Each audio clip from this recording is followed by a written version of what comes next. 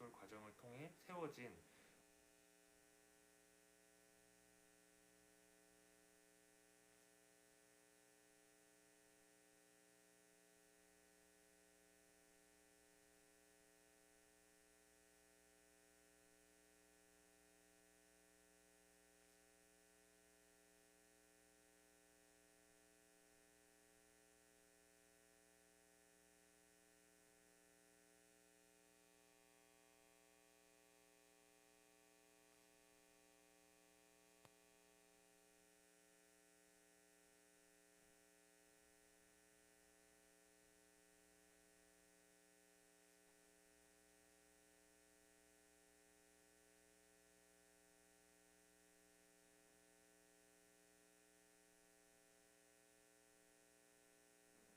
안녕하세요. 하늘가족 디딤돌 8기를 수료한 전상현입니다. 하늘가족 디딤돌을 마치며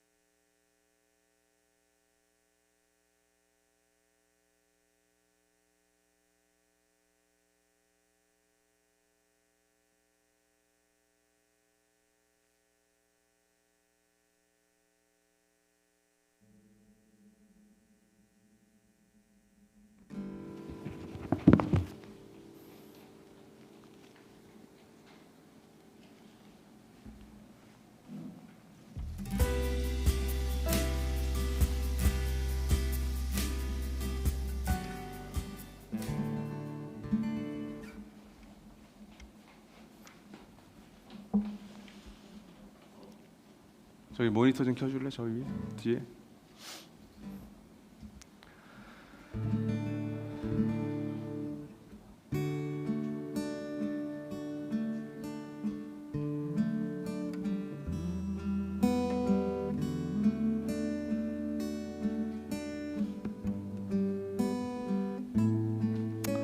함께 찬양하며 예배를 준비합시다. 샬롬 샬롬 샬롬 샬롬 샬롬 샬롬 샬롬 내니 두려워 말아라 나의 아들 나의 딸아 안심하라 샬롬 샬롬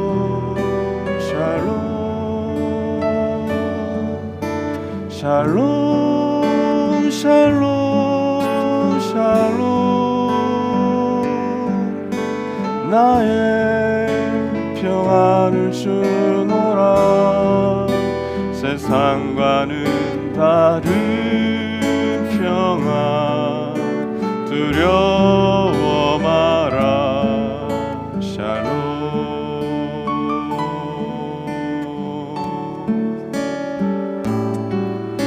샬롬 샬롬 샬롬 샬롬 샬롬 샬롬 샬롬 샬롬 내니 두려워 말아라 나의 사랑 나의 이스라엘 안심하라. 샬롬 샬롬 샬롬 샬롬 샬롬 샬롬 평화 있을지어다. 아버지께서 날 보낸같이 나도 널 보내노라. 샬롬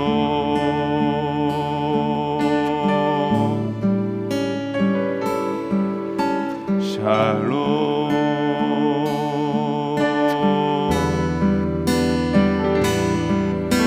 샬롬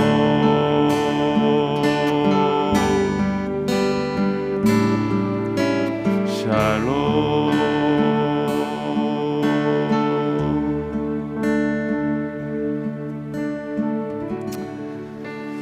이 시간 함께 기도할 때 하나님께 올려드리는 이 예배가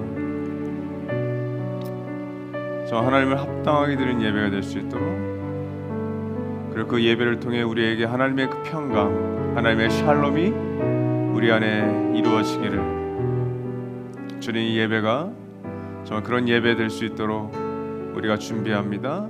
또한 나아갑니다. 이 시간 함께 이 예배를 위해서 먼저 기도합시다. 하나님, 주님, 이 시간 주님의 샬롬을 구하며 나아갑니다. 이 깨어진 세상에서 오직 주님께서 영광 받으시는 예배, 주님의 은혜와 주님의 영광이 임재하는 예배, 주님 그런 예배를 우리가 나아갑니다. 오 주님, 함께하여 주시옵소서. 아버지 하나님, 주님 이끌어 주시고 인도하여 주시옵소서. 주님의 놀라우신 은혜가 주님과 우리 가운데 함께하려 하니 소망합니다. 오 아버지 하나님, 주님 들어주시고 주님 이끌어 주시옵소서. 아버지 하나님 함께하여 주시옵소서.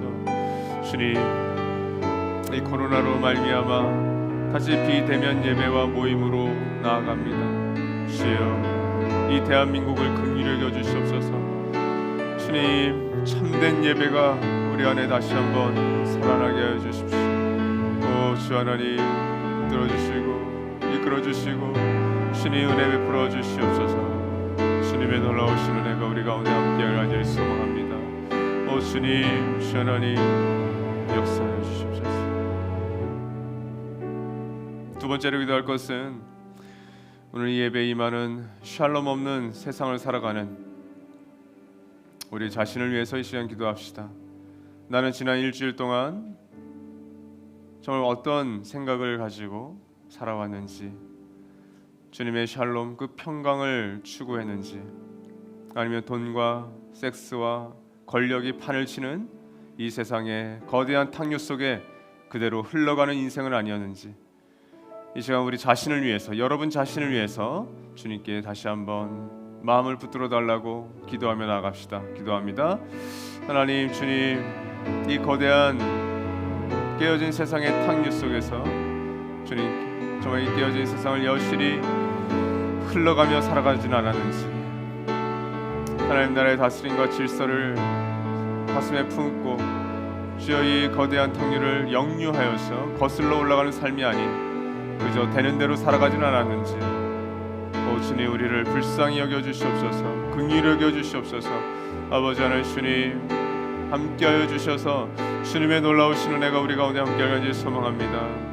아버지 하나님, 주님 이끌어주시고 붙들어주시고 함께하여 주시옵소서. 주님의 놀라우신 은혜가 아버지 하나님 우리 가운데 충만하게 하길 소망합니다. 아버지 하나님, 주님 이끌어주시고 붙들어주시고 함께하여 주시옵소서. 아버지 하나님, 제 자신을 먼저 주님께 올려드립니다. 주님, 제가 먼저 주님께 나아갑니다. 주님, 제 깨어진 마음을 주님께 올려드립니다. 심령이 찢겨진 자들의 고백과 예배를 주님 기쁘게 받아 주시옵소서. 아버지 하나님, 주님, 아버지 종교적인 생활에 머물지 않도록 주님, 제 자신을 먼저 주님께 올려드립니다. 주님 붙들어주시고 긍휼히 여겨 주시옵소서. 아버지 하나님, 주님 마지막으로 기도할 것은 이 샬롬이 깨어진 세상, 샬롬이 없는 세상을 살아가는 우리의 찬미들과 우리의 손님들을 위해서 기도합시다. 주님, 진정 주님의 샬롬을 구합니다. 그 깨어진 세상을 열심히 살아가는 우리의 찬이들과 우리의 손님들, 또 우리의 하늘 가족들 가운데 정말 그 샬롬을 잃어버리고 살아가는 우리의 찬이들, 또 우리의 하늘 가족들, 우리가 사랑하는 지인들을 품고 이제 마지막으로 함께 기도합시다. 하나님 주님, 우리의 사역자들과 또 우리의 목자들, 또 우리 언약 가족들, 우리의 하늘 가족들 가운데 주님이 인생의 주인이 아닌 돈과 섹스와 권력이 주님이 되어버린 그런 인생을 살아가고 있는 우리의 지인들을 위해서 기도합니다. 주님, 이 시간 그들의 심령이 나단 선지자 앞에 있었던 다윗처럼 회복되는 역사가 있게 하여 주십시오. 주님, 그것이 회복되지 않을 때 우리에게는 그 어떤 것도 주님 살아날 수 없음을 고백합니다. 아버지 하나님, 주님 들어주시옵소서. 특별히 우리의 찬미들을 위해서 기도합니다. 또 오늘 예배 가운데 온라인과 오프라인으로 함께하는 손님들을 위해서 기도합니다. 주여, 저들의 삶을 회복시켜 주십시오. 저들의 삶이 주님 앞에 다시 한번 치료되고 치유되는 놀라운 역사가 있게 하여 주시옵소서. 아버지 하나님, 주님 붙들어 주시옵소서. 이끌어 주시옵소서. 주님의 놀라우신 은혜가 우리 가운데 함께하기를 주여 간절히 원하오니 아버지 하나님 도와주시고 붙들어 주시고 주님 함께하여 주시옵소서. 오 주님, 역사하여 주실 줄 믿습니다. 주님의 놀라우신 은혜가 우리 가운데 함께하기를 간절히 소원합니다. 주님, 하나님 아버지, 오늘 이 예배를 주님께 올려드립니다. 주님, 우리 모두에게 샬롬, 하나님의 그 평강을 내려주십시오. 그 평강은 우리 안에서 만들어낼 수 없음을 우리가 고백하며 나아갑니다. 우리의 손님들과 우리의 자녀들, 이 깨어진 세상을 살아가는 이들에게 그 주님의 샬롬을 전하는 우리 꿈꾸는 공동체가 되기를, 우리 모두를 그 평강이 임하는 예배로 인도하여 주십시오. 예수님의 이름으로 기도드립니다. 아멘. 네, 온라인으로 예배 드리신 분들은 각자 그 집에 또 일터의 상황을 환경을 만들어 놓으셔서 예배에 집중하며 나아갑시다.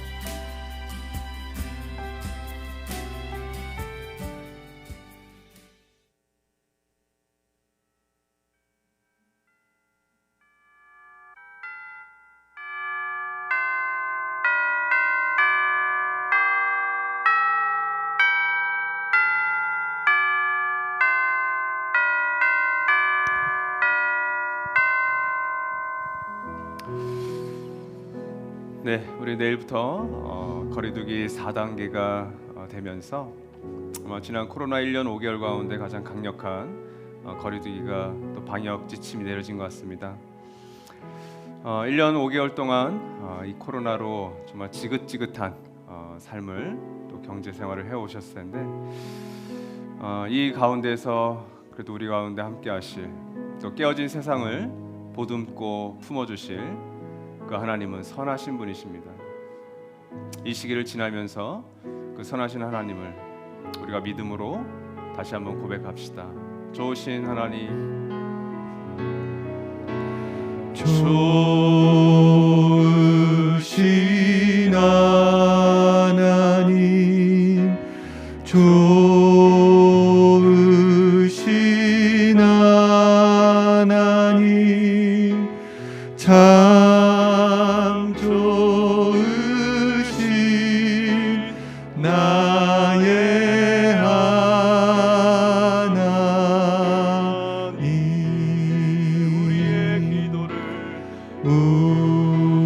우리의 기도를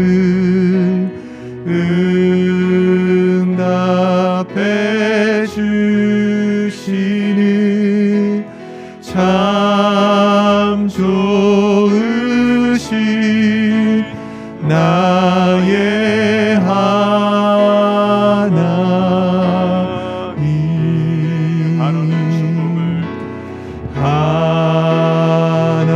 한없는 축복을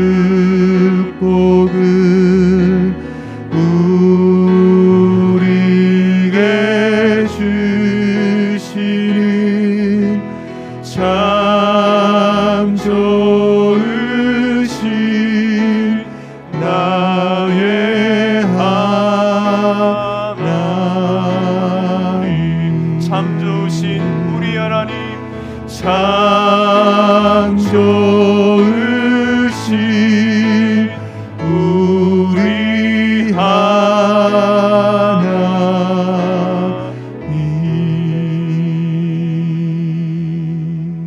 자리에 앉겠습니다.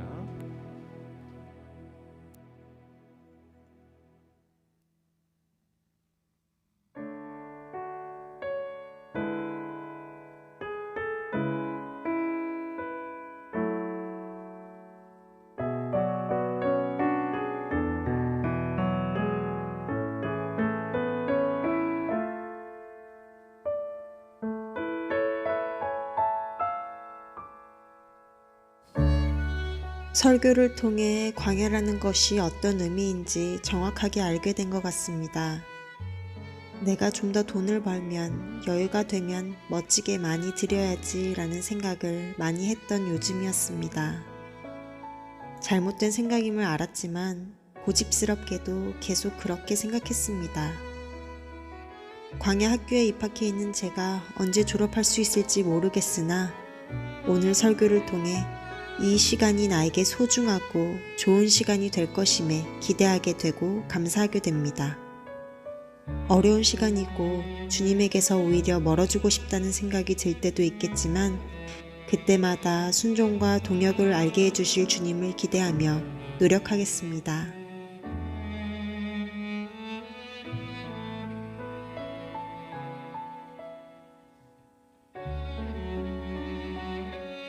삶이 힘들다는 것만 인지하고 있었지 이곳이 나의 훈련장이 될 광야라는 것은 잊고 있었습니다. 과거의 내가 모여 현재의 내가 되고 현재의 내가 미래가 되는 것.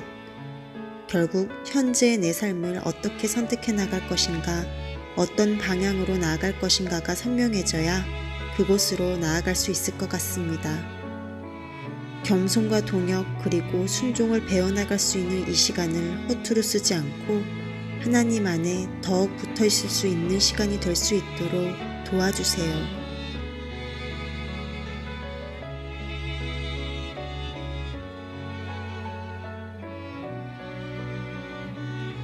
언젠가 주님을 만나 뵈면 여쭤보고 싶습니다.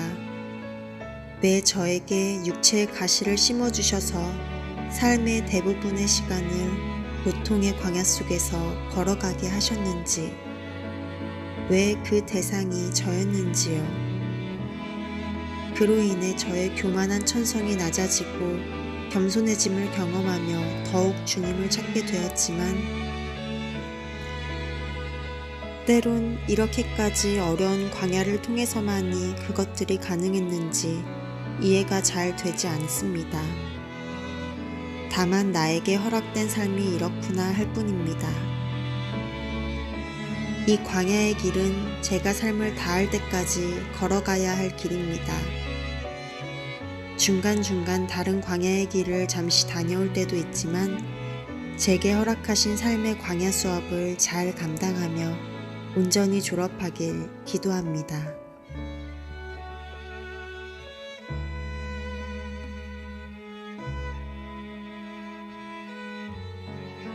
오랫동안 거칠고 메마른 광야를 걷고 있습니다. 언제 끝이 날지 아니면 끝은 나긴 할지 모르겠습니다. 오늘도 정처 없이 광야길을 걷고 있었습니다. 오늘은 더 목이 마르고 지쳐 있었습니다. 눈물이 났습니다. 꿋꿋이 걷고 싶었는데 말이죠. 빈손인 줄 알았던 제 손을 하나님 아버지의 손이 잡고 계심을 보여주셨습니다. 그와 같은 제게 하나님은 내가 너의 아버지다. 너는 내 전부를 주고 산 나의 사랑, 나의 자녀이다. 나를 믿고 따라오렴 하고 말씀하시네요. 하나님의 위로하심이 광야길의 생명수임을 고백합니다. 힘을 내어 제게 주어진 이 길을 걸어갈 수 있을 것 같아요. 사랑해요, 나의 하나님, 나의 아버지.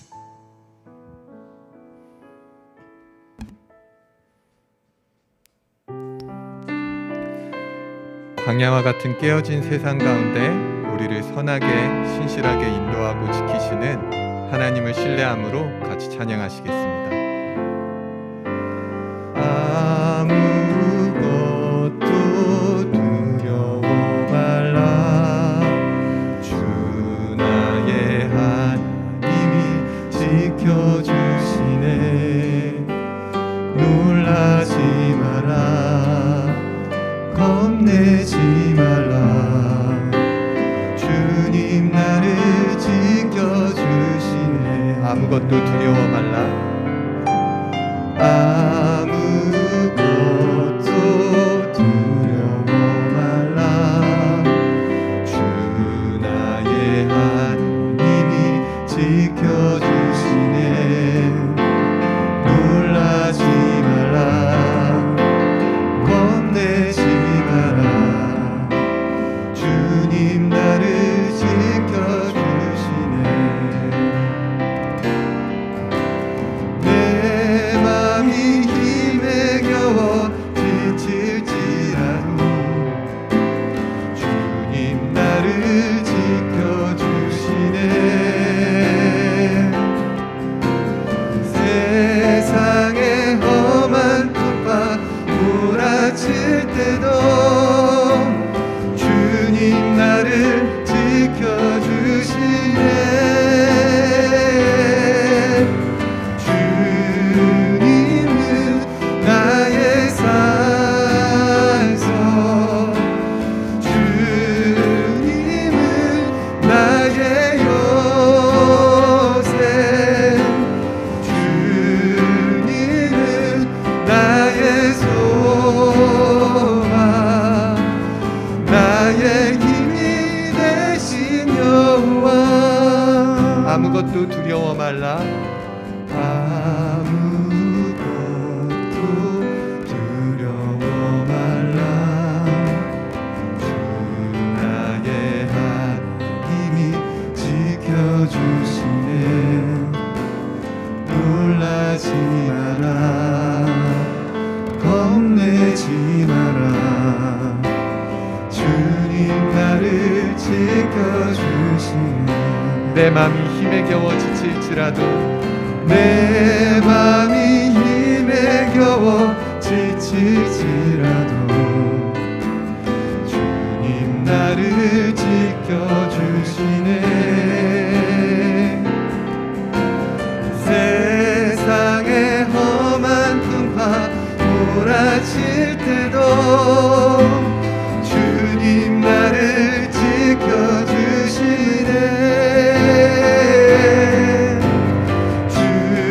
주님은 나의 산성, 주님은 나의 요새, 주님은 나의 소망, 나의 힘이 되신 여호와. 주님은 나의 산성, 주님은 나의 산성, 주님은 나의 요새, 주님은 나의 소망, 나의 힘이 되신 여호와.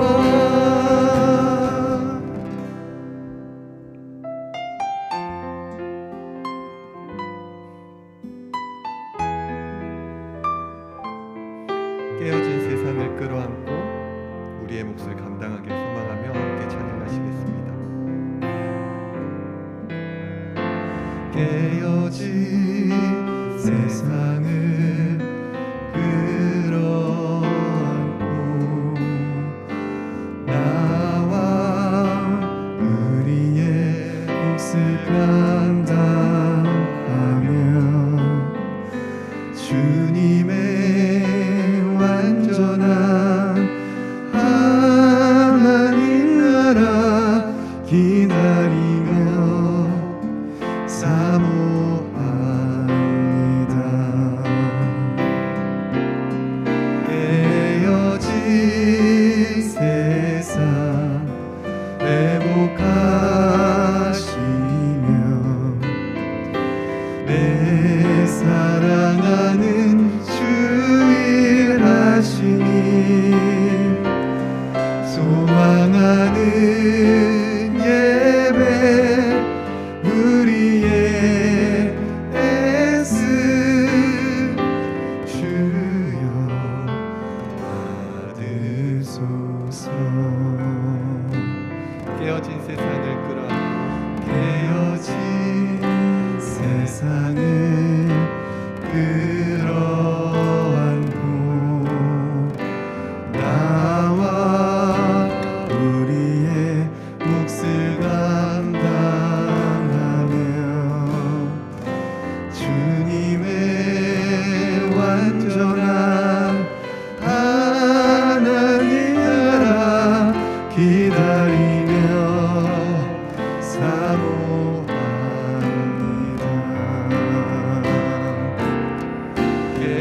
깨어진 세상 회복하시며 내 사랑하는 주 일하시니 소망하는 예배 우리의 애씀 주여 받으소서. 주여 받으소서.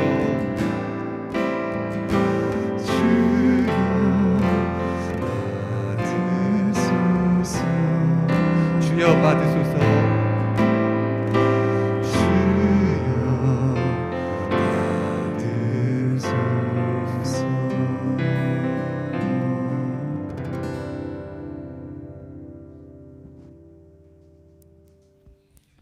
하나님 아버지, 잠잠해질 기미가 없어 보이는 코로나 시대를 살다 보니 찾는 이와 함께하는 이 예배 시간이 더욱 감사한 마음으로 다가옵니다.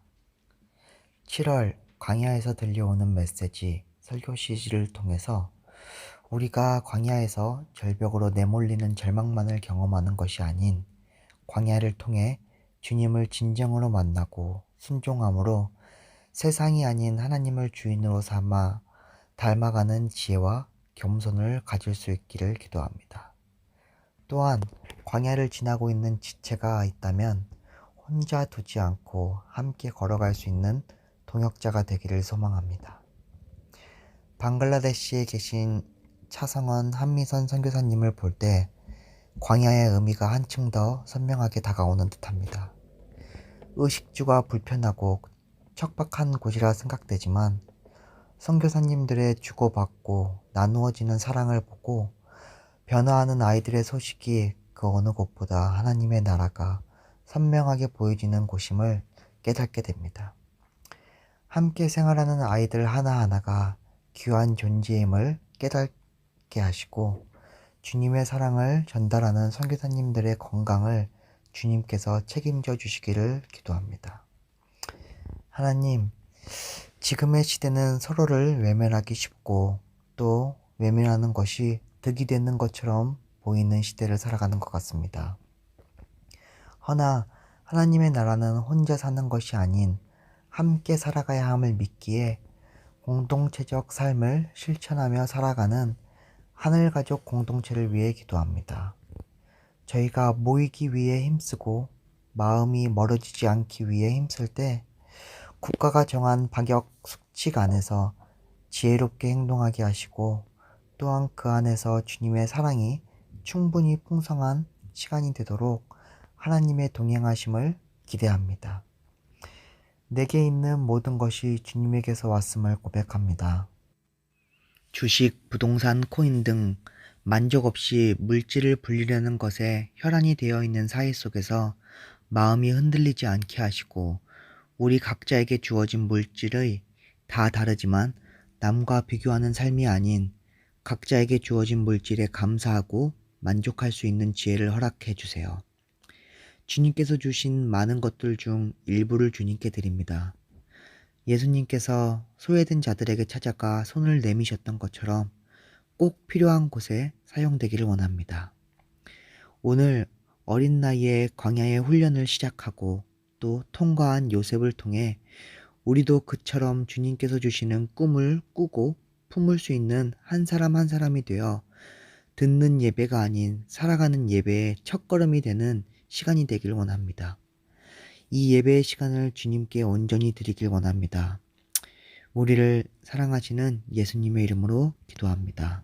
아멘.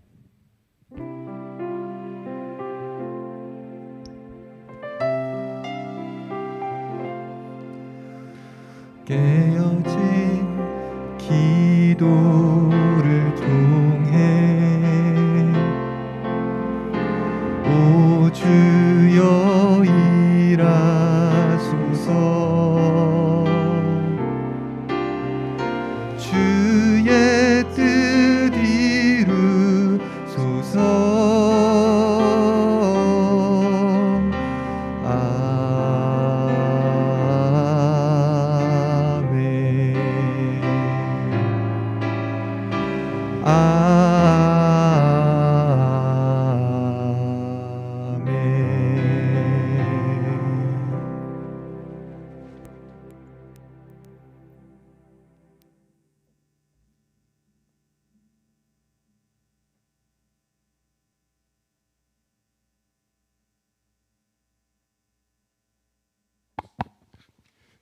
네, 안녕하세요. 반갑습니다.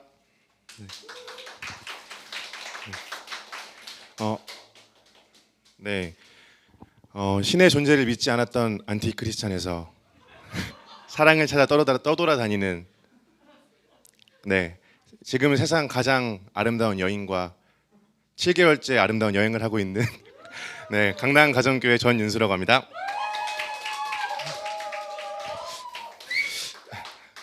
사실 제가 지난 작년에 결혼을 해서 이제 올해 초에 코로나 점점 상황이 나아질 때만 하더라도 이러다가 우리 전가수 그냥 오프라인으로 하는 거 아닌가? 사실 이런 생각을 하긴 했었거든요. 이게 점점 줄다가 다시 또 느는 요즘 추세를 보면서 또 2인 이상 모이지 말고 또 예배 PC방이나 뭐 카페 같은 데는 다 되는데 오히려 예배가 비대면이더라고요. 그래서 이거 너무 정부의 너무 심한 처사가 아닌가 생각을 하다가 오히려 제가 들었던 생각이 두 명까지는 만날 수 있으니까 이때 우리 주변에 있는 수많은 또 광야를 지나거나 힘든 그 찬느니 친구들을 또 1대1로 만나면 또 이게 또 굉장히 또 좋은 기회가 아닐까 싶어서 네, 오히려 이런 시기를 좀 우리가 좀 현명하게 또 안전하게 잘 지나갔으면 좋겠고요. 네, 소식 좀 전하겠습니다. 네, 사실 제가 지난주에도 좀 이제 많은 얘기를 준비했었는데 바로바로 지나가라고 하셔가지고 제가 이제 그 군에서 이제 제가 불자로 귀의한 그런 이야기나 그런 이야기들을 조금 네, 하려고 했었는데 이건 이제 추후에 좀 여유가 생기면 한번 해보겠습니다. 네, 열린 대화에 대한 이야기인데요. 이렇게 기독교에 대해서 뭔가 좀 저도 오해나 편견이 굉장히 많았었는데 좀 이제 알면 알수록 이게 오히려 좀 막혀 있는 것이 아니라 좀 더 많이 열려 있고 좀 더 자유롭다는 생각이 많이 드는데요. 이런 오해나 편견에 대해서 어떻게 생각하고 계시는지를 같이 나눌 수 있는 제 친구나 주변에 어떤 그런 공간이 없을 수도 있으신데 저희 나들목교회 처음 방문하신 분이나 아니면 정말 이 찬느니 분들 아니면 정말 이것이 너무 궁금하신 분들은 저희 쪽에 QR 코드로 남겨주시면 저희 이제 사역자분께서 이제 연락을 주셔서 좀 편하게 얘기할 수 있는 공간으로 초대를 합니다. 그리고 기독교와 교회에 대한 그런 안내와 궁금증 그리고 뭐 예수 그리스도나 하나님에 대한 문의가 있으시면 풍성한 삶으로의 초대라는 과정을 통해서 이것을 조금 더 이제 알아갈 수 있는 시간을 가질 수 있으신데요. 이거 역시 QR 코드로 신청을 해주시면 이 사역자분께서 또 이제 좀 적절한 매칭을 통해서 여러분들의 인도자를 이제 또 안내를 해드립니다. 네, 그리고 7월 설교 시리즈는 광야로의 부르심과 훈련 영성을 보여준 모세, 요셉 그리고 다윗의 인생을 다루고 있는데요. 또 우리 가족분들의 그런 현재 지나고 있는 광야나 아니면 지났던 광야에 대한 경험들을 저 또 QR 코드에 남겨주시면은 또 저희가 이제 이 설문에 참여하신 분들께 광야에 관련된 소정의 책을 또 선물로 드리니까요. 사실 선물이 아니더라도 이런 거 나누셔가지고 또 어떻게 했는지 또 선배로서 아니면 지금 지나고 있는 거에 대해서 어떻게 지내면 좋을지를 또 같이 나눌 수 있으니까요. 여러분들의 많은 참여 부탁드리고요. 그리고 또 풍성한 삶의 약속 세례 교육에 대한 광고인데요.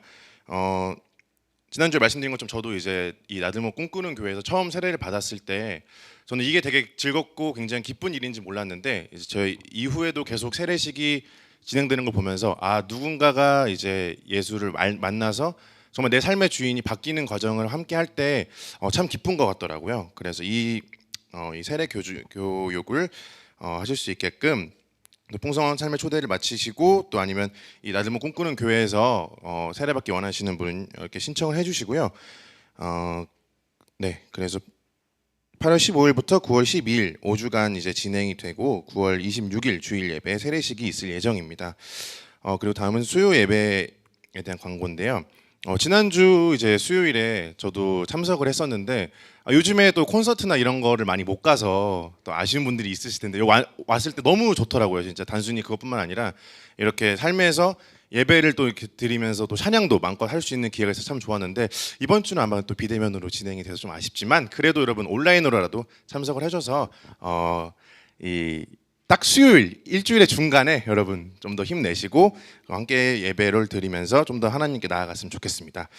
그리고 7월 목자 기도회는 이제 2부 예배 이후 오후 5시에 성남채플에서 있고요. 그리고 또 청년부 소식인데 청년부 비전 캠프를 7월 17일에 진행한다고 합니다. 저도 사실 뭐 좀 그렇게 보이진 않으시면서 청년부 출신이긴 한데 네, 여러분들 많은 응원과 기도 부탁드리고요. 그리고 가족 소식인데요. 임기업 가족의 조모께서 수천하셔서 장례를 잘 마쳤습니다. 여러분들의 뭐 위로와 또 많은 기도 부탁드리고요. 또 판교가교 김태유 전 예진 가족이 둘째 딸을 또 출산했다고 하네요. 또 기쁜 소식도 전하게 되었고 그리고 박주영 마을지기님이 7월 11일 더불어함께 청년부 예배 때 재정에 관련된 말씀을 전하신다고 하십니다. 모든 일에 대해서 기도로 함께 해주시면 감사드리겠습니다. 그리고 또 새가족 환영에 대한 이야기인데요. 네, 하늘가족 디딤돌을 수료하시고 나들목 꿈꾸는 교회 새 가족이 되신 8기 하늘가족분들 너무나 축하드리고요. 네, 관련되는 안내는 김경수 목사님께서 더 해드리겠습니다. 네, 감사합니다.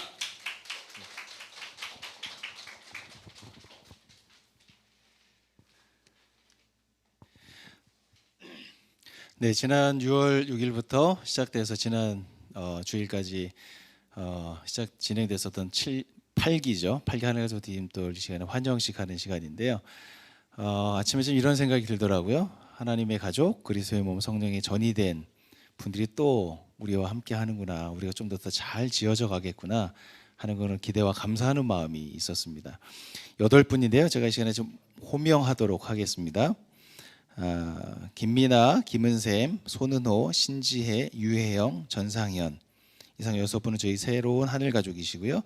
조은송, 진유나 우리 2분은 더불어 함께 교회에 계시다가 우리 꿈꾸는 교회로 함께 하늘 가족의 삶을 살기로 오시기로 하셨던 분들입니다. 재혼신한 분들 8분을 축하드립니다. 이 시간 온라인이어서 저희가 영상으로 전상현 가족의 또 소감을 여러분과 나누고요. 환영식은 2부 예배 때 하도록 하겠습니다.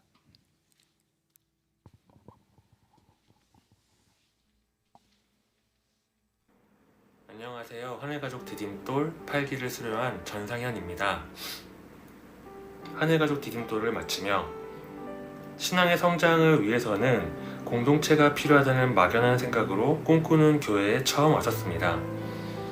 풍성한 삶으로의 초대와 풍성한 삶으로의 첫걸음을 하면서 하나님에 대해 제가 알지 못했던 부족한 부분을 배웠고, 삼위 하나님 공동체라는 부분에서 하나님은 공동체에 대해 중요하게 생각하시겠구나 라는 상상을 했었습니다.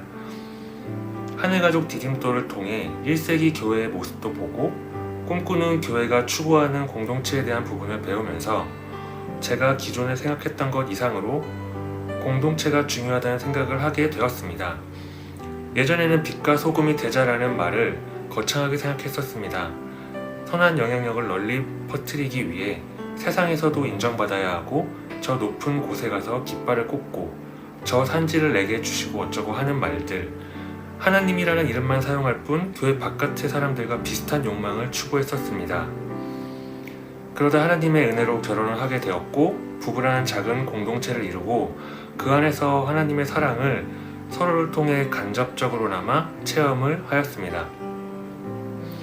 서로에게 받은 이 사랑을 주변에 흘려보내 이웃 공동체에 전달이 되고 그것이 확대되다 보면 예수님께서 명령하신 서로 사랑하라를 실천하는 삶이 되어 있지 않을까, 그거야말로 선한 영향력이 아닐까라는 상상을 해보았습니다.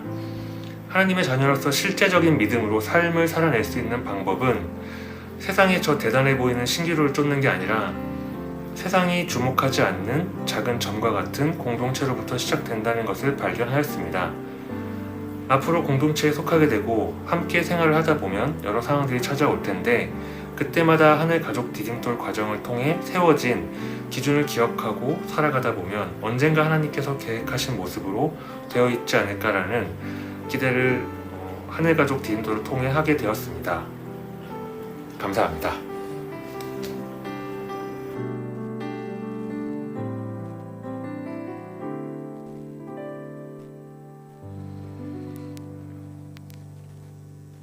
네, 감사합니다. 우리 수정 와우가교로 입양된 우리 전상원 형제의 귀한 고백이네요. 우리 2부 예배 때 좀 더 축하하고 또 환영의 노래도 함께 부르도록 하겠습니다. 네, 우리 박태진 형제님도 실수할 때가 있네요. 네, 오늘 기도성이 바뀐 줄 알았어요. 네, 들으면서 두 가지를 느꼈는데 하나는 프로다. 제가 가정교회에서도 이렇게 노래를 제 아내랑 이렇게 얼굴 보고 부를 때 막 웃음이 터져가지고 2주 연속으로 막 제가 화를 냈는데 찬양할 땐 나가 있으라고 2주 연속. 근데 웃음이 날 상황인데 웃지 않으시고 끝까지 이건 내공이다, 이건 프로다. 그리고 두 번째는 가사를 바꿔도 괜찮겠다. 우리의 기도인데 깨어진 기도를 통해 깨어진 상한 심령을 가지고 드리는 기도. 저 너무 나갔나요? 너무 감사했고요. 태진 형제님도 완벽하지 않구나. 그래서 인간적인 면이 보여서 너무 좋았습니다. 네, 오늘 광고 우리 전수 형제가 광고를 해주셨는데 이 광고를 들을 때마다 이렇게 날것의 광고를 듣는 느낌이죠. 거의 한 야생마가 한 마리 나와서 광고를 하는 것 같은. 그래서 이게 보통 우리가 광고를 할 때 이렇게 광고를 하라고 이렇게 얘기를 해주는데 이거 안 해주고 있나 봐요 지금. 그래서 네, 좀 당황스럽긴 한데 그게 윤수니까. 그래서 광고자의 수준을 꽤 많이 떨어뜨려 놓고 있다. 그래서 누구라도 광고할 수 있다. 이것들을 보여주는 것 같아요. 감사해요. 오늘 광고에는 삽지가 하나 있죠. 우리 지난주 목요일 날 저희 옆에 건물 2층, 4층, 5층을 좋은 조건 속에서 계약을 했습니다. 감사한 건 이 코로나 상황 속에서 우리 건물주 할머님과 그 따님께서 교회와 또 저희 목회자에 대해서 믿는 분들은 아니신데 너무 호의적으로 잘 해주셨고, 제가 지난 2년간 이 지역에서 뿌리를 내리면서 교회에 대한 또 좋은 소문이 나서 또 같은 건물 청소하시는 분들이세요. 그래서 그 청소하신 분들도 우리 교회가 너무 깨끗하게 쓰고 좋으신 분들이다. 그래서 너무 소문을 잘 내주셔서 기꺼이 많은 배려를 해주셨습니다. 그래서 월세도 100만 원 깎아주셔서 너무 감사한데, 자세한 소통의 창으로 매주 여러분께 주보 칼럼 자리에 맨 아랫부분 넣을 건데 오늘은 네트워크 소식 때문에 삽지로 여러분 드립니다. 참고하셔서 위하여 기도전 보시고 같이 기도해 주십시오. 또한 더불어 우리 나의 광야 이야기를 다음 주 월요일 자정까지 받습니다. 여러분의 광야 이야기 얼마든지 남겨주셔서 함께 우리 하늘 가족들과 좀 같이 공유할 수 있도록 익명으로 많이 참여해 주시기를 부탁드리겠습니다. 잠시 기도하고 말씀 나눕니다. 주님 감사합니다. 오늘 이 예배가 4단계라고 하는 일종의 정말 락다운을 앞두고 드리는 오프라인 예배입니다. 또 온라인으로 예배드리는 우리 하늘 가족들과 손님들과 또 우리 찬은이들에게도 귀한 은혜가 있기를, 이번 락다운이 2주가 될지 4주가 될지 그 시간 동안 하나님과 더 가까이 나아가는 우리의 또 다른 광야의 학교가 될 수 있도록 주님 인도하여 주십시오. 예수님의 이름으로 기도드립니다. 아멘. 여러분, 훈련과 실전의 어떤 상관관계에 대해서 혹 아세요? 제가 미국에서 테니스를 좀 배우면서 칠 때 테니스를 정말 잘 치던 청년이 있었어요. 근데 그 청년과 제가 테니스를 치면서 가끔 제 샷이 기가 막히게 들어가서 마치 페더러나 나달처럼 그 모서리 끝에 공이 들어갈 때가 있어요. 그럼 제가 너무 기뻐서 막 뛰면서 야 정말 잘했다. 근데 그 청년의 그 지적이 저에게 잊혀지지 않아요. 목사님, 방금 목사님이 넣으신 샷은 요행이거나 운으로 한 번 들어간 거예요. 설득력이 있더라고요. 제가 늘 그곳으로 보내고 싶지만 그곳으로 못 보내요, 저는.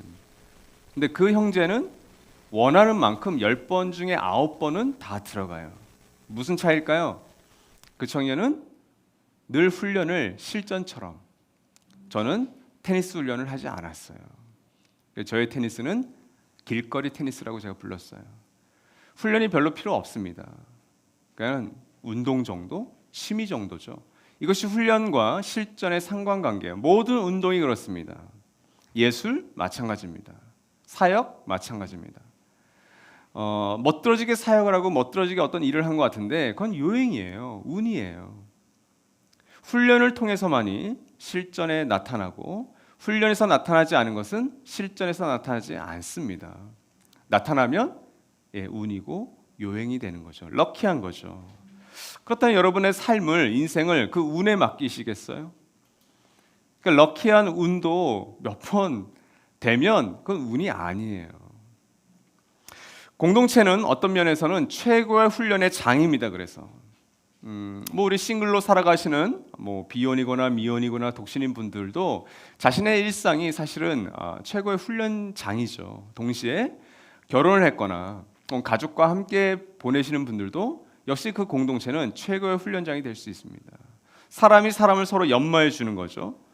그래서 우리에게 주어진 좋은 훈련장이 뭐예요? 가정, 그리고 일터, 그리고 우리 교회로서는 가정교회 혹은 청년결 혹은 팀, 그곳이 여러분의 훈련장이 되는 겁니다. 오늘 말씀은 두 번째 주인공인 요셉에 대해서 살펴볼 터인데, 요셉에 대해서는 우리 재작년 전가족 여름 수련회 말씀이 유튜브에 올라와 있으니까 더 자세히 살펴볼 분들은 참고하시고요.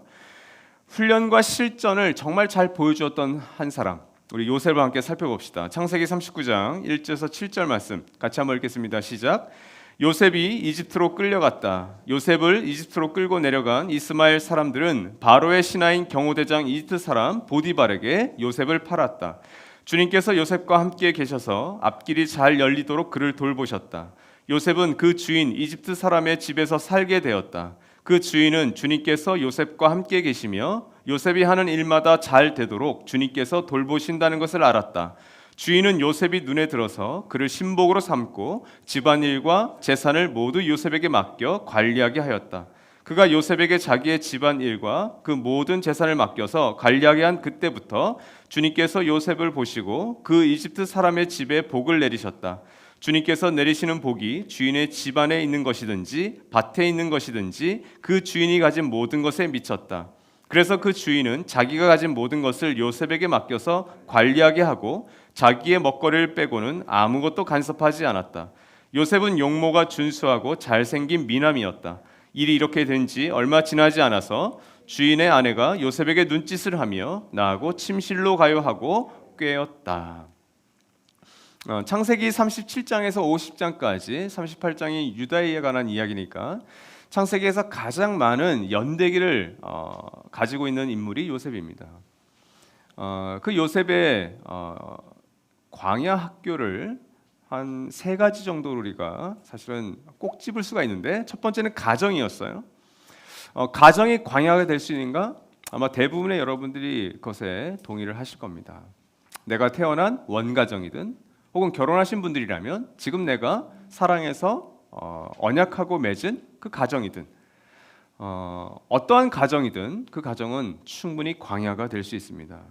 특별히 이 요셉의 가정은 아브라함과 그리고 조부인 이삭 그리고 아버지인 야곱, 이 3세대가 굉장히 중요하죠. 창세기 역사에서 아브라함과 이삭과 야곱을 통해서 하나님께서는 깨어진 그 가나안 땅, 깨어진 그 고대 근동에서 나는 이 사단적인 원리가 아니라 하나님 나라의 질서와 원리, 내가 왕이다라고 하는 그 하나님의 주권을 인정하는 사람들, 그리고 그런 나라, 그런 정치와 경제 생활하는 걸 보고 싶다. 그것이 하나님의 꿈이셨어요.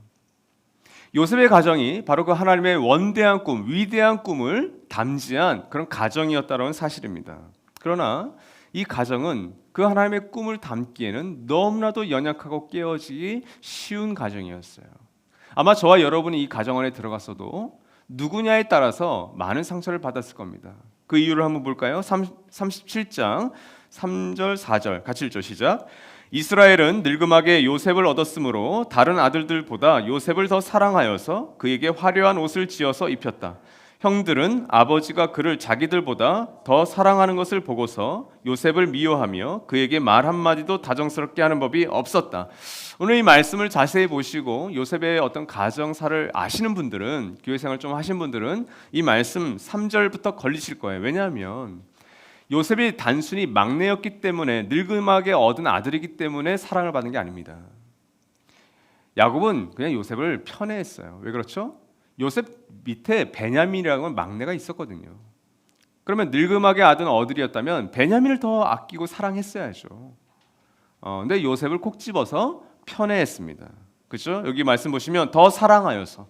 나머지 형들은 아버지가 요셉을 더 사랑하는 것을 보고서 뭐라고 합니까? 그에게 다정스럽게 하는 법이 없었다.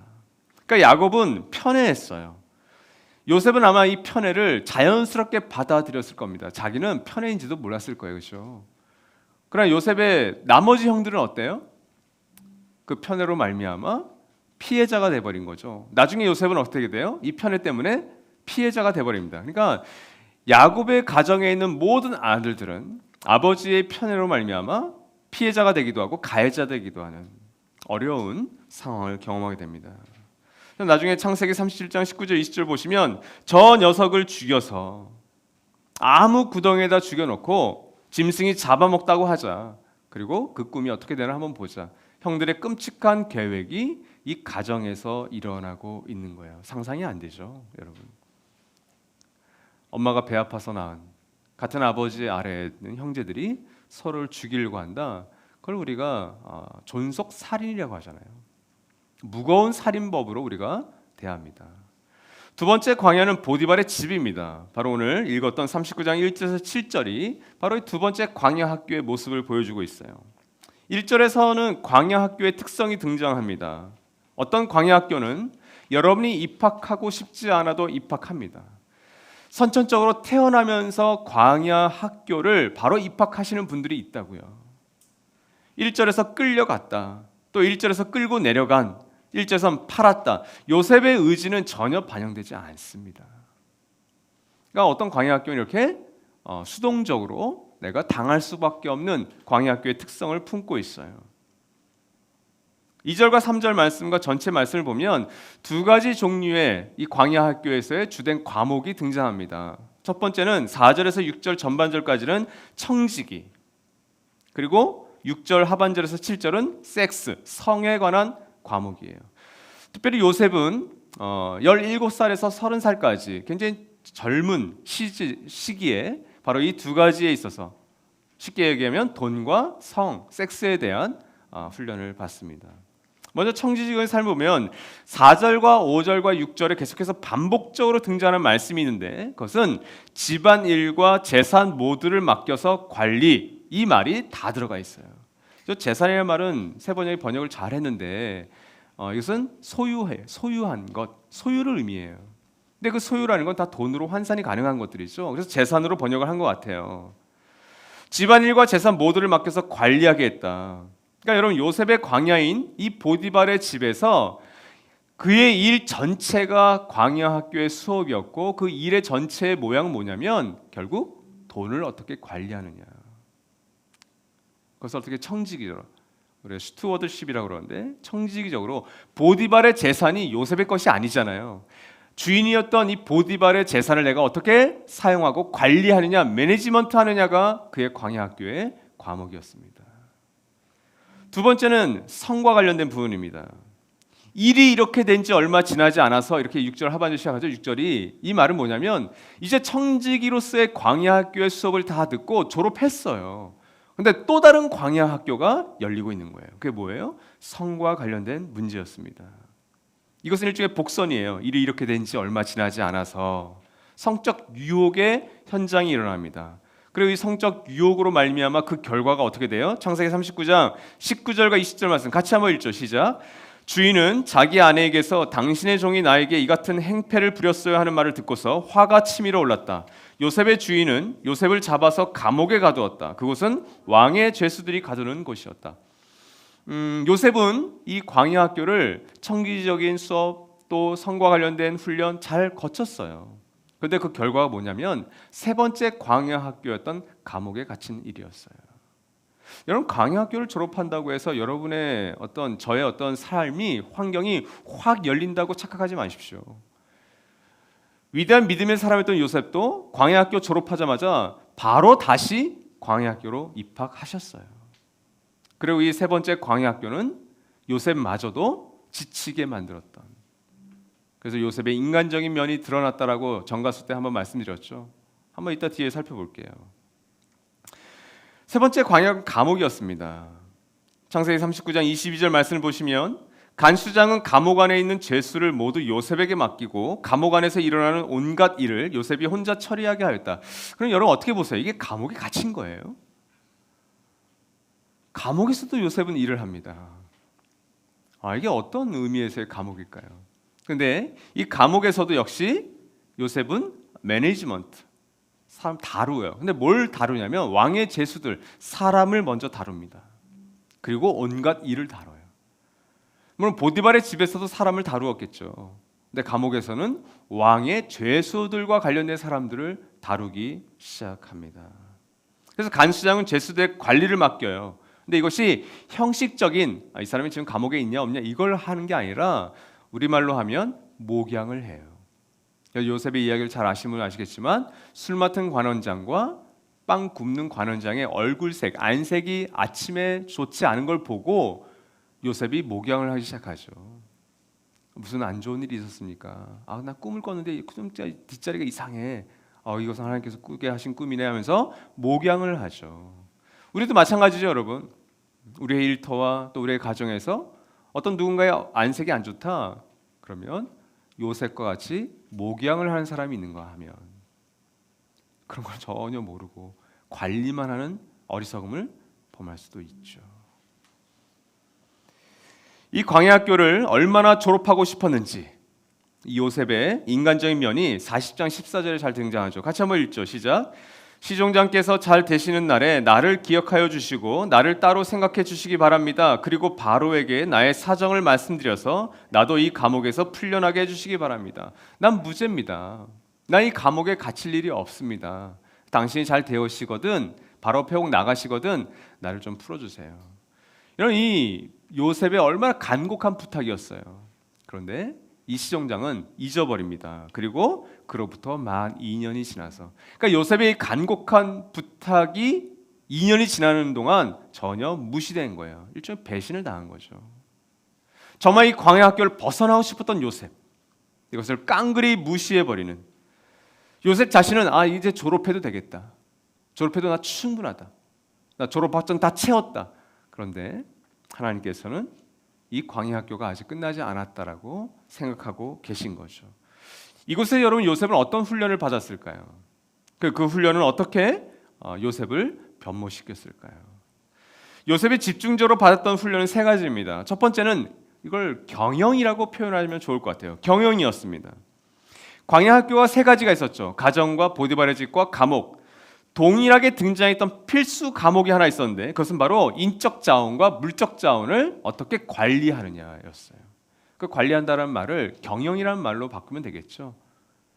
이 경영이라는 말에 모든 것이 다 포함될 것 같습니다. 근데 이것은 우리가 보디발의 집과 또 감옥에서는 이렇게 뚜렷하게 드러나지만 가정에서는 어땠을까요? 37장 14절 말씀 너의 형들이 잘 있는지 양들이 잘 있는지를 가서 살펴보고 나에게 와서 소식을 전해다오. 여러분 이 37장 14절 말씀이 경영이에요. 우리 목자님들은 가정교회를 경영하고 있는 겁니다. 여기에 대입해 보십시오. 너의 가족들이 잘 있는지 그 가족들이 잘 있는지를 가서 살펴보고 나에게 와서 소식을 전해다오. 이게 목자들이 목양하는 거예요. 내 가족들 한 사람 한 사람이 지금 괜찮은지, 형편이 좋은지, 어떤 어려움은 없는지. 요셉은 그 12아들 가운데 이 일을 가장 잘했던 사람이에요. 그래서 아버지 야곱은 요셉을 편애했던 것일 수도 있어요.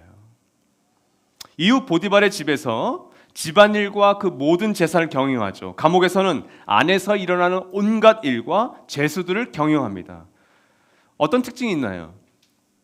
작은 규모에서 큰 규모로 편안한 환경에서 좀 불편한 환경으로 바뀌면서 책임 있게 경영해가는 요셉, 결국 이집트 제국 전체 세상을 경영하는 데까지 나아갑니다. 이게 훈련이었어요.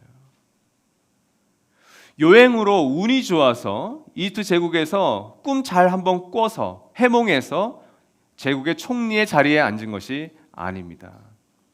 41장 40절 전반절 네가 나의 집을 다스리는 책임자가 되어라. 나의 모든 백성은 너의 명령을 따를 것이다. 많은 사람들이 리더가 되기를 꿈꿉니다.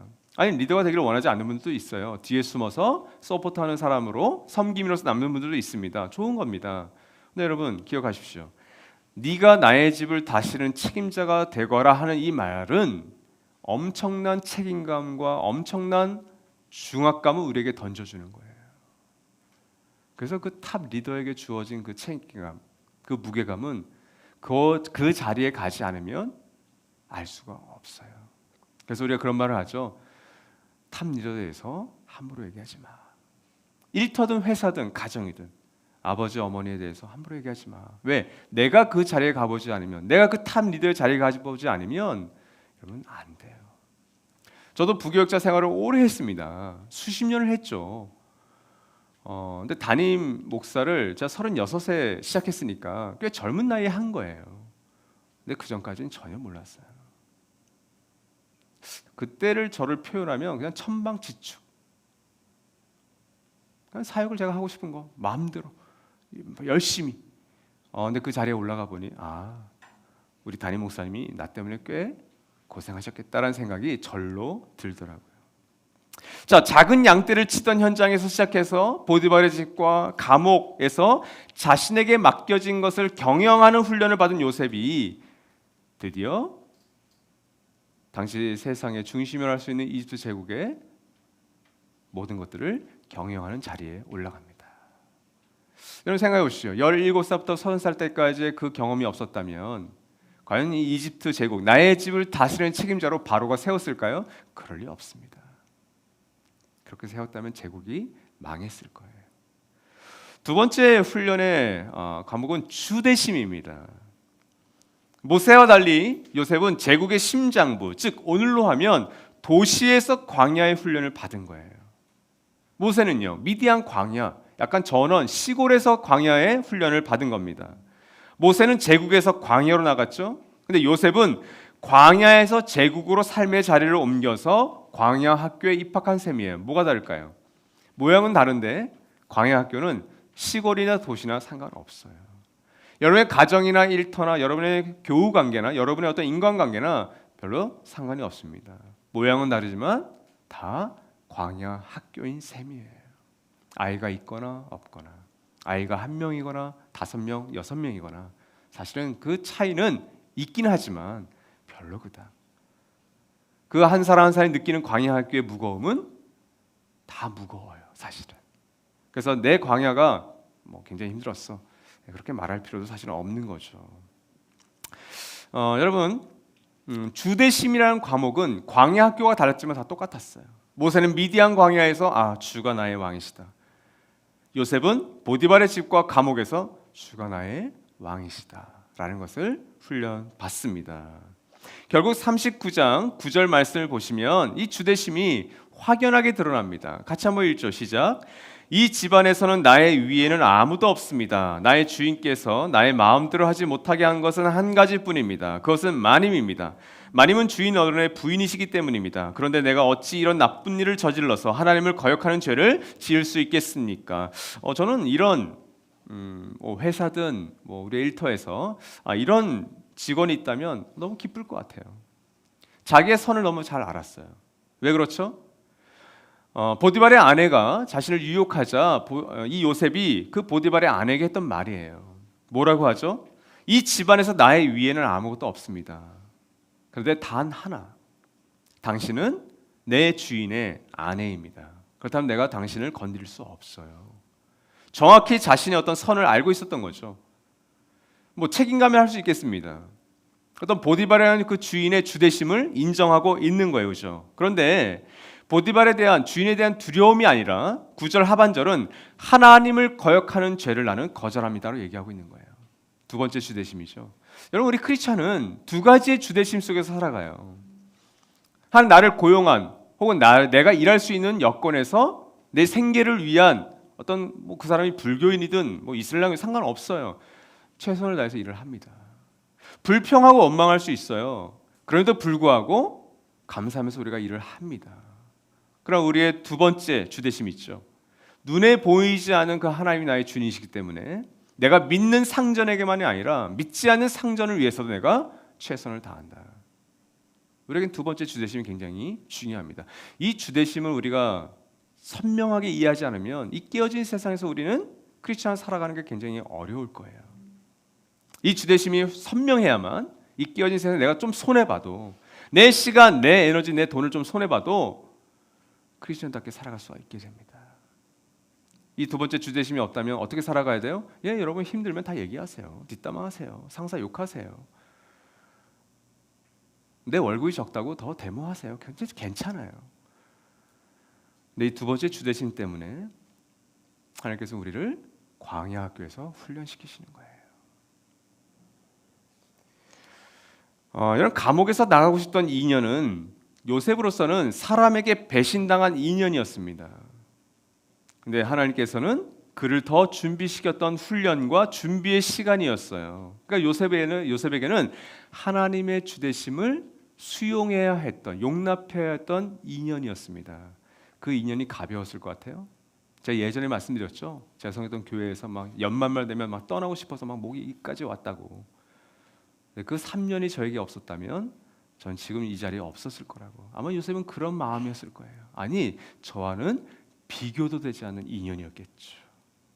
그 술 맡은 관원장에 대한 원망, 분노, 나에게 힘만 있으면 그 녀석을, 그 복수심, 그렇죠? 주님의 주대심을 인정하는 인연이었어요. 마지막 세 번째는 성품입니다. 여러분, 요셉을 37장에서만 발견하면 어떤 사람 같아요? 37장 2절 3절이 요셉은 형들의 허물을 아버지에게 일러 바치곤 하였다. 이스라엘 늙음하게 요셉을 얻었으므로 다른 아들들보다 요셉을 더 사랑하여서 그에게 화려한 옷을 지어서 입혔다. 여러분, 이렇게 사랑을 받은 사람들 이런 티가 납니다. 그러니까 건전한 사랑, 건강한 사랑을 받으면 넉넉해요. 어려움을 잘 몰라요. 그래서 그게 좋아요. 좋은 넉넉함으로 다가옵니다. 그런데 그냥 사랑이 아니라 이런 편애를 받으면 어떤 일이 일어나는지 아세요? 속된 말로 재수 없어요. 이기적이에요. 그래서 우리가 아이를 너무 오냐오냐만 키우지 마라 라고 하는 말을 그래서 어른들이 해주시는 거예요. 네, 자기만 알거든요. 요셉이 바로 그런 성품을 갖고 있었어요. 그 요셉의 어떤 이기심은 그의 이후의 인생을 보면 잘 알 수 있어요. 유추할 수 있어요. 17살에 이집트에 팔려갔습니다. 30살에 애굽의 총리가 되었습니다. 이후 7년의 풍년, 그리고 2년의 기근, 그러니까 그의 나이가 적어도 약 39살이 되었을 때 형들을 만나게 됩니다. 그럼 여러분, 17살부터 30살, 그리고 30살에서 9년까지 약 22년의 시간 동안, 그리고 특별히 9년 동안은 애굽의 총리로 있었잖아요. 그 형들과 그리고 아버지와 동생 베냐민을 얼마든지 찾을 수 있었다고요. 근데 찾지 않아요. 그러니까 그 제사장의 딸과 결혼해서 아들 2명 낳고, 그렇죠? 잘 살았다고요. 거기서 여러분 요셉의 이기심이 느껴지지 않으세요?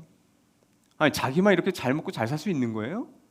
기근이 들거 여러분 같으면 엄마 아빠에게 동생들에게 안 알려주세요? 기근이 들었는데도 안 찾아갔다고요? 기별도 안 줬다고요? 풍년이 7년 동안 이어질 거니까 이거 투자잖아요. 일종의 7년 동안 좀 보관해 두세요. 알려주지 않았어요. 그게 요셉이었습니다. 근데 여러분, 그가 이기적이었던 그가 말년에 어떤 모습으로 등장하는가? 우리 45장 15절 같이 읽죠. 시작. 요셉이 형들과도 하나하나 다 입을 맞추고 부둥켜 안고 울었다. 그제야 요셉의 형들이 요셉과 말을 주고받았다. 이건 여러분 감정적인 동요가 일어나서 그런 게 아닙니다. 이때는 요셉이 자신을 향한, 그리고 그 연약하고 부족한 당신의 가정을 통한 하나님의 구원의 계획을 어렴풋이 이제 확신하고 선명하게 이해되었던 순간이었어요. 17살부터 39살까지 복수할까 말까, 복수할까 말까, 찾아갈까 말까를 수없이 고민하고 기도하면서 하나님의 뜻을 깨달았던 요셉의 성품에서 나온 것입니다. 여러분, 이전에 모세도 가장 겸손한 사람이라는 칭호를 받았잖아요. 모세도 마찬가지죠. 광야를 거치면서 그 모난 부분이 다듬어지기 시작하는 거예요.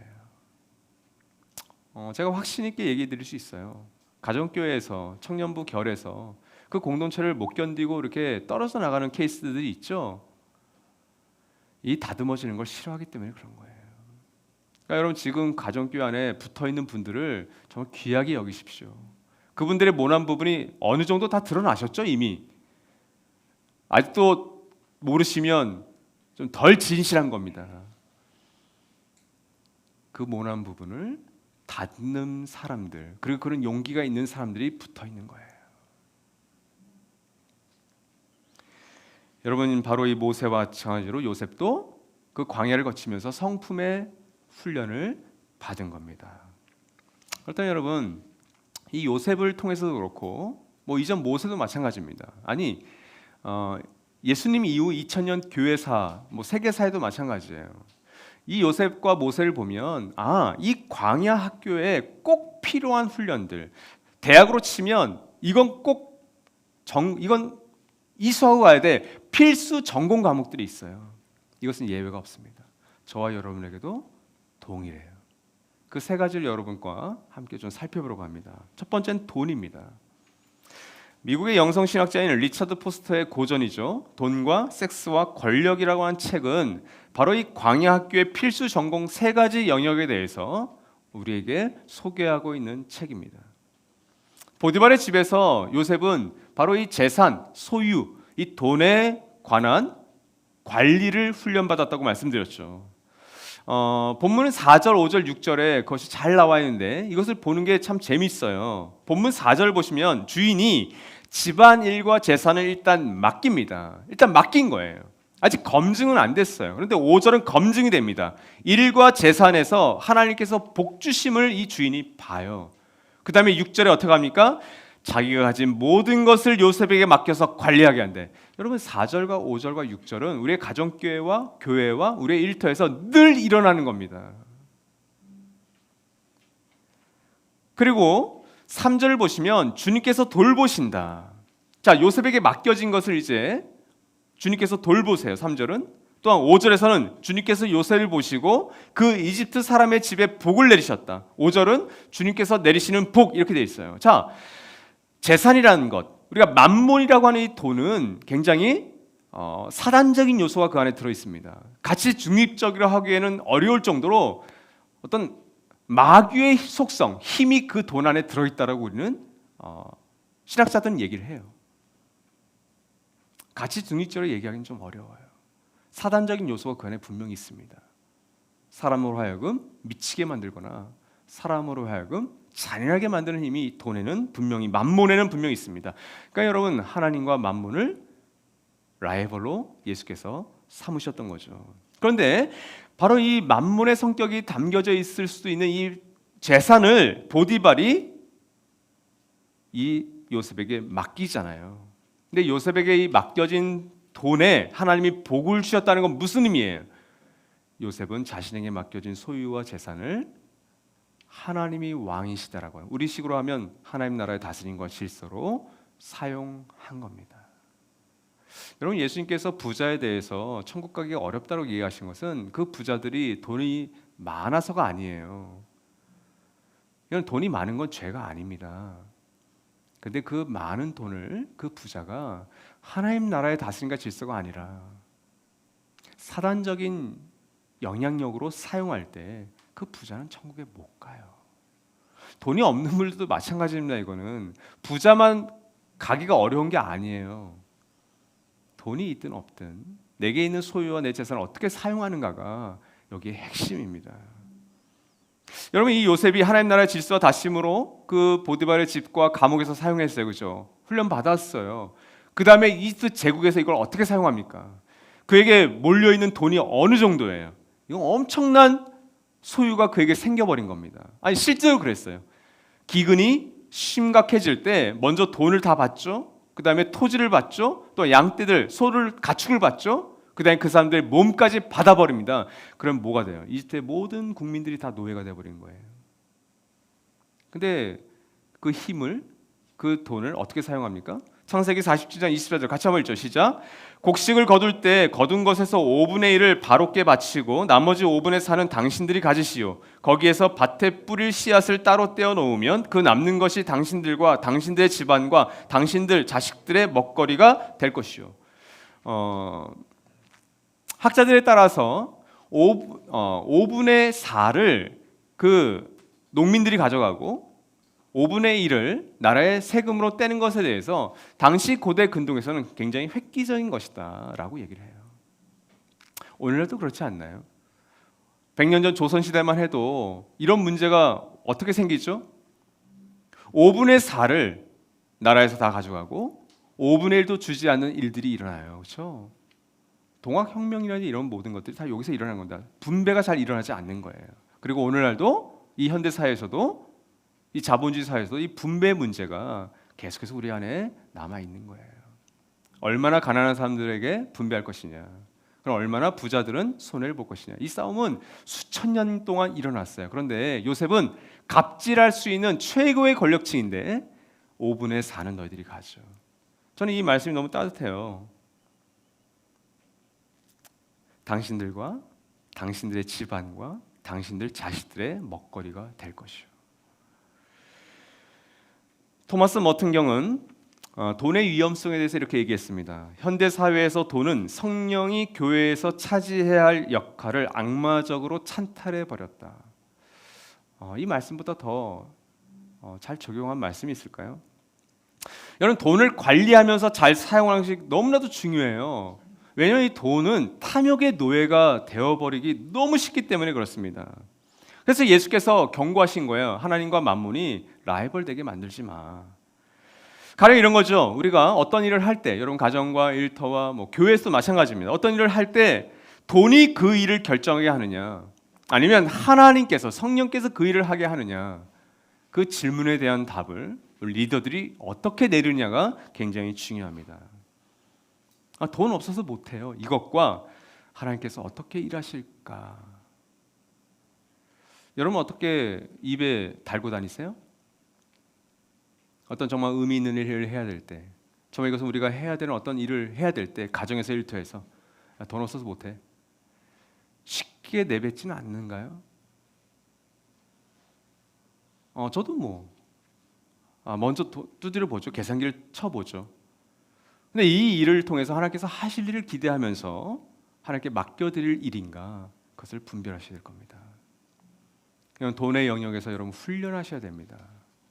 가끔 여러분 요행으로, 운으로 뭔가 선한 일을 할 수는 있어요.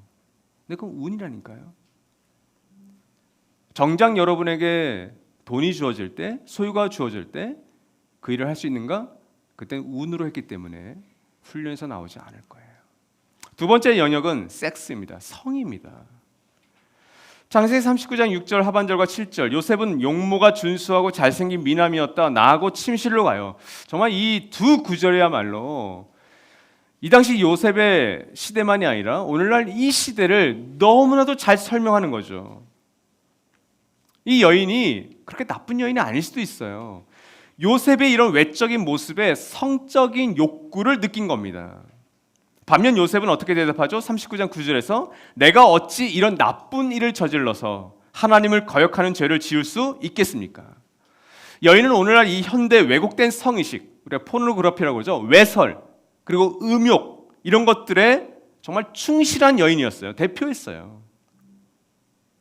외모와 성적 매력을 하나님이 주신 선물이 아니라 그냥 음욕과 외설로 전락시킨 대표적인 여인이었던 거죠. 반면 요셉은요, 이 성을 하나님이 주신 선물로서 여겼습니다. 그러니까 기독교를 대표하고 있는 거죠. 여러분, 기독교는 이 성을 하나님이 주신 선물로 적절한 법적인 아래에서, 제한 아래에서 마음껏 누려라. 아마 많은 종교 중에 이 성을 초긍정하는 종교는 기독교예요. 대표적인 지혜서인 잠언과 아가서는 이 성을 하나님께서 주신 아름다운 선물로 인식하고 있습니다. 이것을 비유할 때는 제가 볼 땐 불의 비유죠. 여러분, 이 불이 여러분 이 화로 안에, 지금 화로를 쓰지 않지만 화로 안에 있다고 칩시다.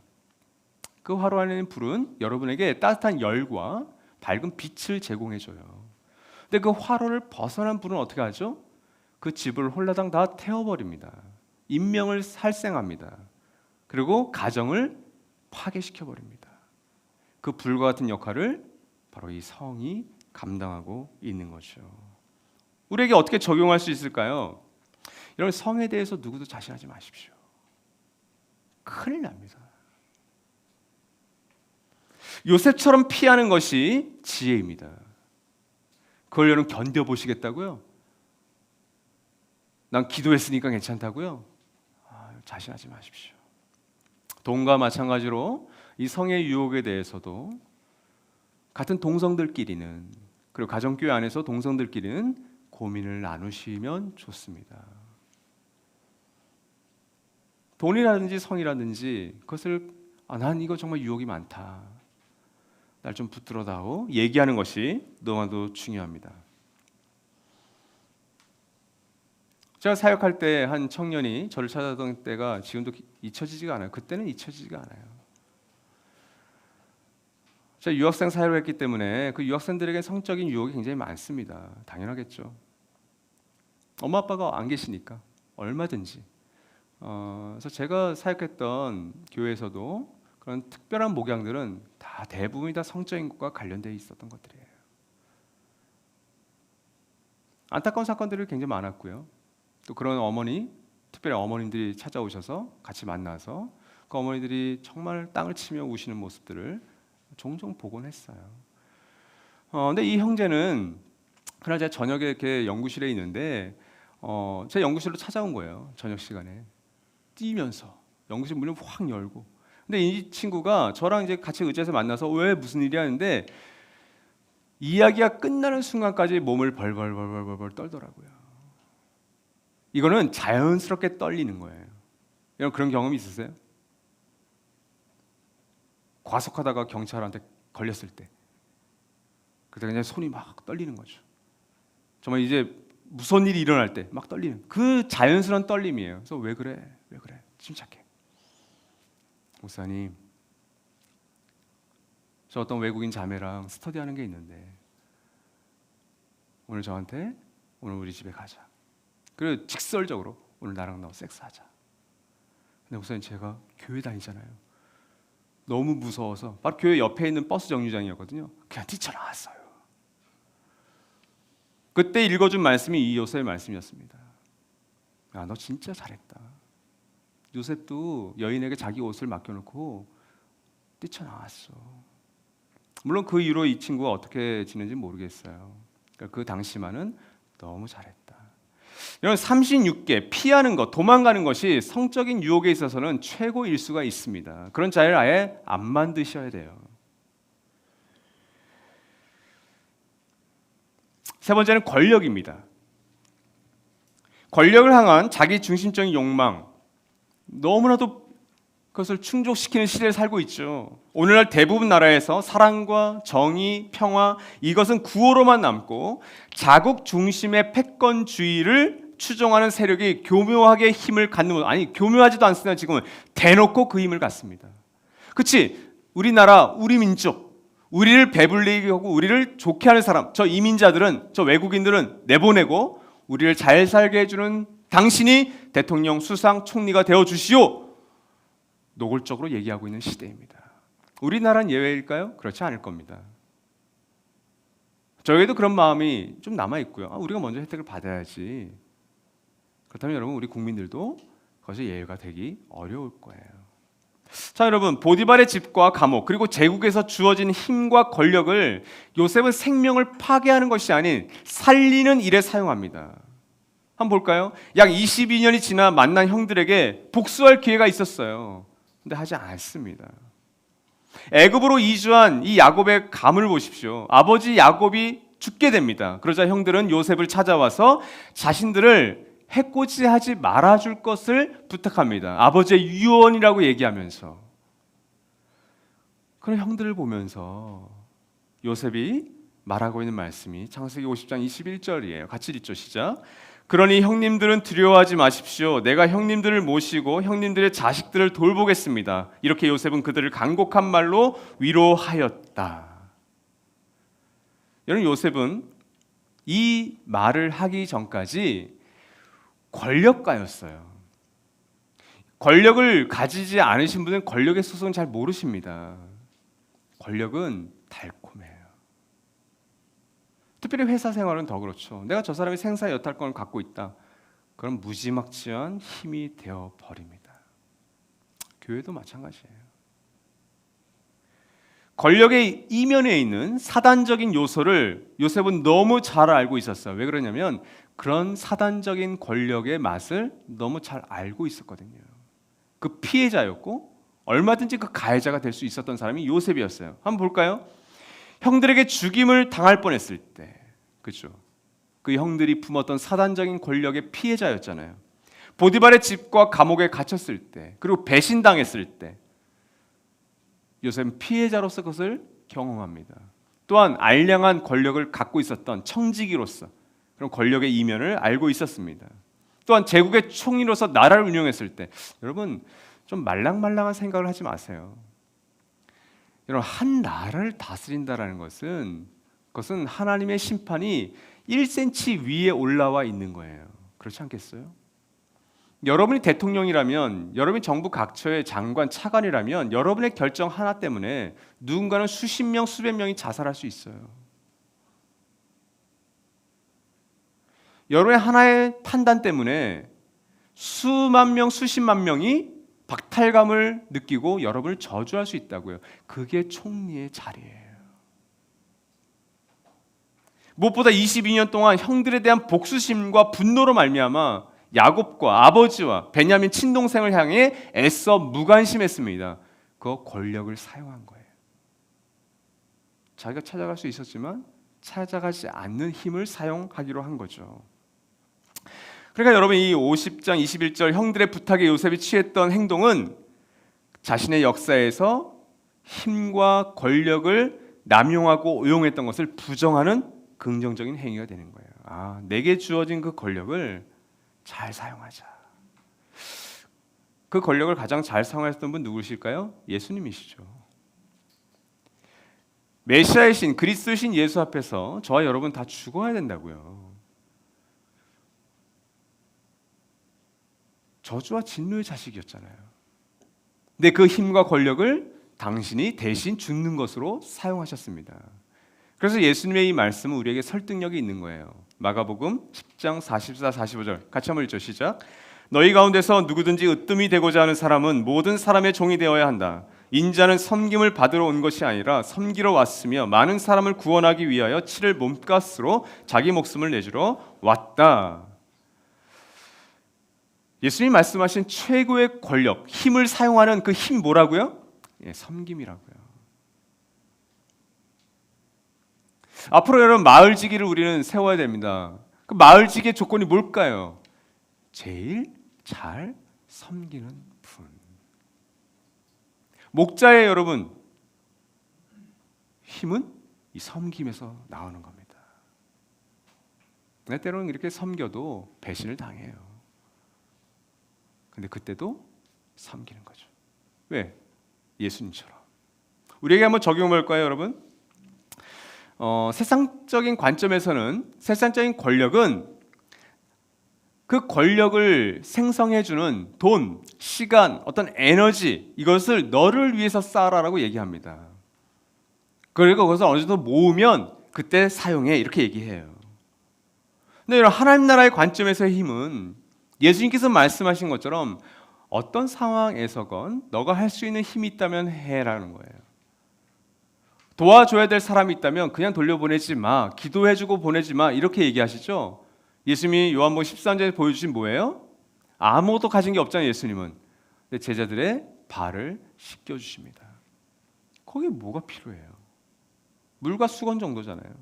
그러나 거기에는 예수님께서 그 상대방을 씻겨주려면 뭐 해야 돼요? 상대방의 의자에 앉거나 자기가 무릎을 꿇어야 된다고요. 자기가 꼿꼿이 서서 발을 못 씻어줘요. 야, 물고 나면서 안 돼요. 발을 씻겨준다라고 하는 행위보다는 무릎을 꿇는다라고 하는 행위가 훨씬 더 섬김입니다. 나의 아내를, 나의 남편을, 나의 부모님과 나의 시댁을, 나의 원 가정을 난 이런 예수님의 섬김으로 섬기고 있는가? 그게 가장 무서운 권력이라고요.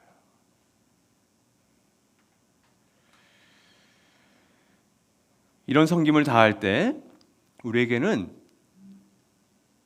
힘과 권력이 계속해서 커져 나갑니다.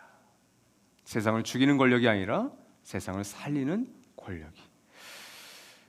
저는 여러분에게 광야 학교 이 훈련의 귀한 부산물을 소개시켜 드리려고 해요.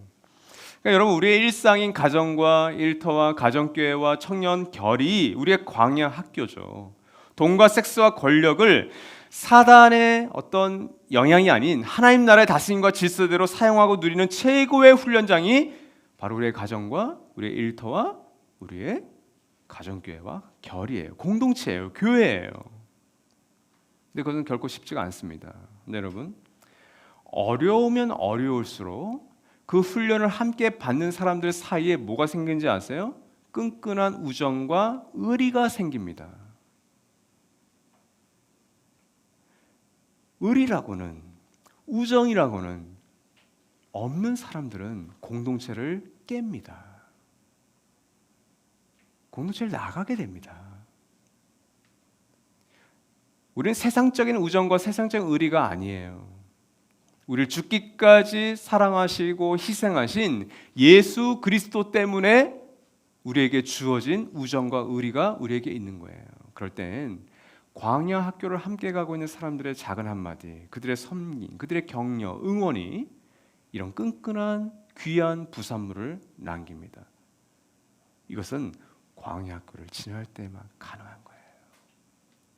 여러분의 가정교회와 여러분의 가정이 또 여러분의 일터가 이런 너무나도 귀한 지나고 나니 남아있는 5년, 10년, 20년 후에 남을 이런 귀한 끈끈한 우정과 끈끈한 돈독한 의리가 저와 여러분에게 경험되어지는 여러분의 광야 학교가 되시기를 주님의 이름으로 소원합니다. 이 시간은 지난주에 이어서 여러분에게 광야를 지나는 분들에게 또 하나의 고백을 올려드리겠습니다.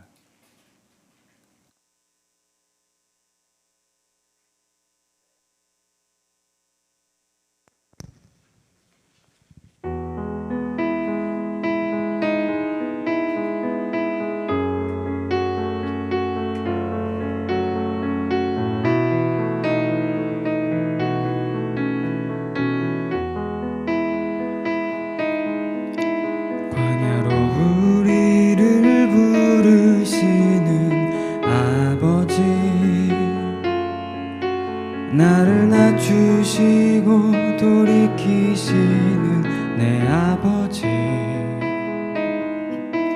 고단한 삶 억눌린 짐 모두 버리고 주의 임재로 부족함 없는 그 광야로 우릴 초대하시는 아버지, 친히 채우시고 먹이시는 내 아버지, 호위하시고 보호하시며 눈동자같이 날 지키시는 그 광야로 화려한 세상을 나와 거칠은 광야로 오라. 허망한 자로 가득한 그곳에서 어서 나와 아버지 말씀 있는 곳, 아버지 얼굴 있는 곳, 온전히 주의 자녀 삼으시는 광야로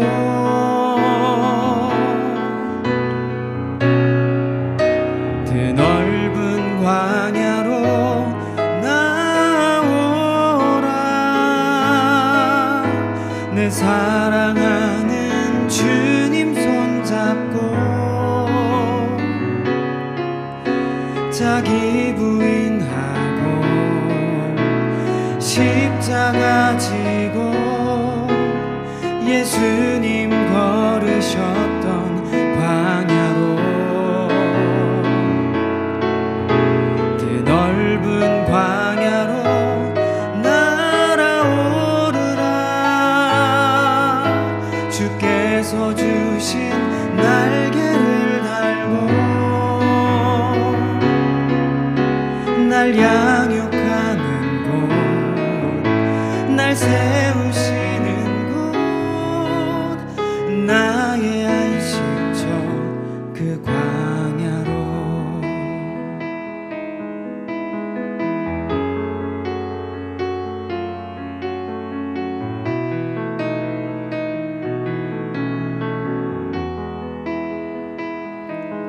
광활한 나의 피난처, 날 위해 예비한 광야, 거짓과 욕망이 가득한 그곳에서 어서 나와 아버지 말씀 있는 곳,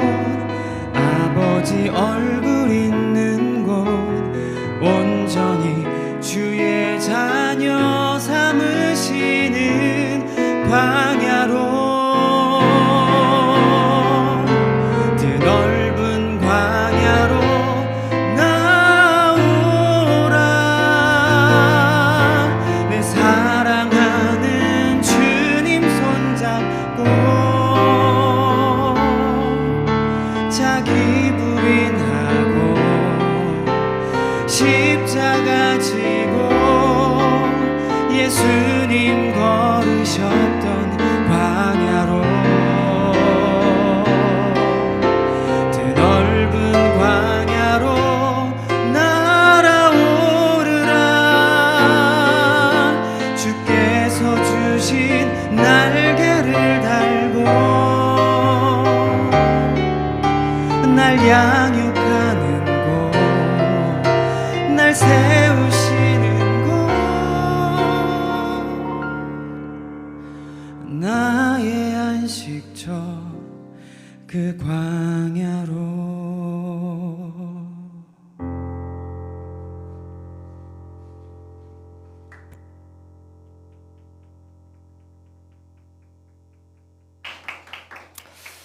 네, 감사합니다. 우리 1분간 침묵은 이것으로 대신하고요. 우리 마무리되는 예배 이 시간 함께 여러분의 주보 링크에 있는 주소로 들어가셔서 오늘 들었던 말씀을 기억하시면서 우리의 마음을 주님께 올려드립시다.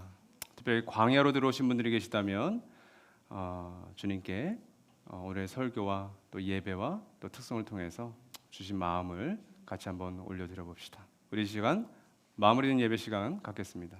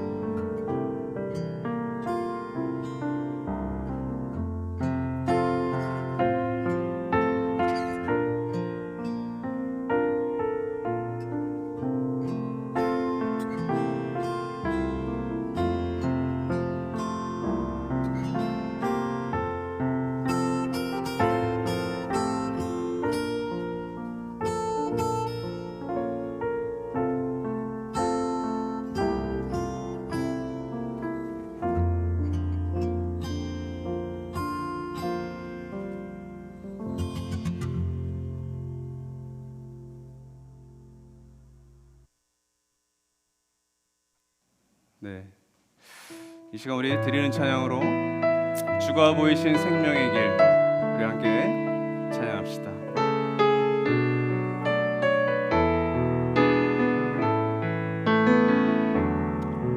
주가 보이신 생명의 길 나 주님과 함께 상한 마음을 들이며 주님 앞에 나가리니 나의 의로움이 되신 주 그 이름 예수 나의 길이 되신 이름 예수 나의 길 오직 그가 하시나니 나를 단련하신 후에 내가 정금같이 나오리라. 주가 보이신 생명의 길 주가 보이신 생명의 길 나 주님과 함께 상한 마음을 들이며 주님 앞에 나가리 나의 의로움이 되신 주 그 이름 예수 나의 길이 되신 이름 예수 나의 길 오직 그가 하시나니 나를 단련하신 후에 내가 정금같이 나오리라. 나의 길 오직 그가 하시나니 나를 단련하신 후에 내가 정금같이 나오리라. 이제 우리 1분간 함께 기도합시다. 주님, 우리가 정금같이 나오는 것은 우리에게 달려있는 것이 아닙니다. 그것이 주대심이겠죠. 요셉에게 그 2년의 시간이 너무나도 괴롭고 또 해석 불가의 시간이었겠지만 그 2년이 아니었다면 요셉의 인생은 분명히 다른 길로 갔을 수도 있었을 거예요. 그렇죠? 본인이 탈출했거나 본인이 못 견뎠거나 여러분, 배신감과 용서하지 못함과 또 억울함과 또 원망 가운데 계십니까? 요셉의 2년을 기억합시다. 돈과 성과 힘에 있어서 나는 사단의 영향에 있는가 하나님 나라의 영향을 받는가? 이제 우리 1분과 함께 결단의 기도를 드립시다. 아버지 하나님, 주님 나에게 주어진 돈, 성 그리고 힘, 주 이것이 정말 사단의 영향 아래 있는 것이 아니라 하나님 나라의 영향에 있기를, 하나님 나라의 다스림 것이 있어야 힘을 받기를 주님 붙들어 주시옵소서. 주님 이끌어 주시옵소서. 아버지 하나님, 주님 인도하여 주시옵소서. 주님 회개하여 주시옵소서. 아버지 하나님, 우리가 회개함으로 주님께 나아갑니다. 우리의 쓴 것들, 우리의 가진 것들, 아버지의 먹고 마시는 것들, 주님 하나님 나라의 다스림과 질서에 합당하게 사용할 수 있도록 주님 도와주시옵소서. 아버지 하나님, 주님 역사하여 주시옵소서. 아버지 하나님, 쌓는 인생이 아니라 나누는 인생, 베푸는 인생, 이를 통하여서 하나님 나라의 소중한 것들을 쌓을 수 있는 우리 될 수 있기를 주님 역사해 주시고 주님 인도하여 주시옵소서. 주님의 귀하신 은혜가 우리 가운데 함께 하기를 간절히 소망하고 주님의 귀하신 은혜가 우리 가운데 있기를 간절히 소망합니다.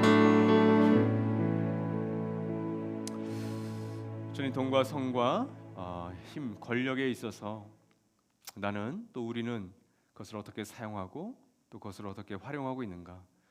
그것을 나만을 위해서 쌓고 있는 인생이 그런 공동체가 되고 있지는 않은가? 주님, 그것의 사단적인 힘과 영향력을 무시하지 않으면서 하나님 나라의 다스림과 질서 속에서 우리에게 주어진 그 돈과 힘과 그 성을 아름답게 사용할 수 있는 우리가 되기를 간절히 소망합니다. 오늘이라고는 이 시간 동안 그 세 가지 영역에서 주님 하나님 나라의 다스림의 정말 질서에 순종하는 우리 모두가 되게 도와 주시옵소서. 지금은 성부, 성자, 성령 삼위 하나님의 사랑하심과 은혜 주심과 그 어떤 환경과 상황 속에도 동행하시는 그 은혜가 오늘 말씀을 듣고 요셉이 그 광야 학교의 여러 훈련들과 과목들을 수료하고 돈과 성과 권력의 영역에서 어떻게 훈련받았는지를 보면서 우리도 그와 같은 삶을 살기를 다짐하는 우리 모든 하늘 가족들 위해 그 돈과 성과 권력으로 말미암아 깨어짐을 이미 경험한 모든 부부들과 부모와 자녀의 관계와 일터와 이 사회 속을 살아가는 우리의 손님들과 차인들 위해 지금부터 영원까지 함께 하시길 간절히 축원하옵나이다. 아멘.